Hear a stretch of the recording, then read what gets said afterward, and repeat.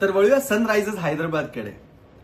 सीझनची सुरुवात त्यांनी स्लो केली, पण आफ्टर अ पॉइंट एक धमाकेदार त्यांचा कमबॅक दिसला जेव्हा पॅट कमिन्स पुन्हा स्क्वॉडमध्ये आला. अभिषेक शर्मा, ट्रॅव्हिस हेड आणि ईशान किशन ह्या 3 टॉप ऑर्डर बॅटर्सनी रन्सचा पाऊस केला. बट या सीझन मधला खरा सुपरस्टार मला असं वाटतं सनरायझर्ससाठी होता हेनरी क्लासन. त्यांनी 624 रन केले at the strike rate of 160.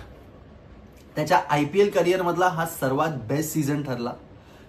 हैदराबादकडून आपल्याला प्रफुल्ल हिंगे आणि साकेब हुसेन हे 2 यंगस्टर्स आपल्याला एक प्रॉमिसिंग पेस बॉलर्स म्हणून दिसले, जे आपल्याला वाटतं असं की इंडियासाठी खूप एक मोठा असेट होऊ शकतं तर त्यांनी चांगली तयारी केली आणि त्यांना चांगली बॅकिंग दिली. तर फ्लॅट पिचेसवर आपण बघितलं हैदराबाद थोडीशी डेंजरस होती, बट हैदराबादच्या बाहेर जेव्हा ते गेले खेळायला तेव्हा मला असं वाटतं तिकडे थोडीशी त्यांची परफॉर्मन्स वीक वाटली.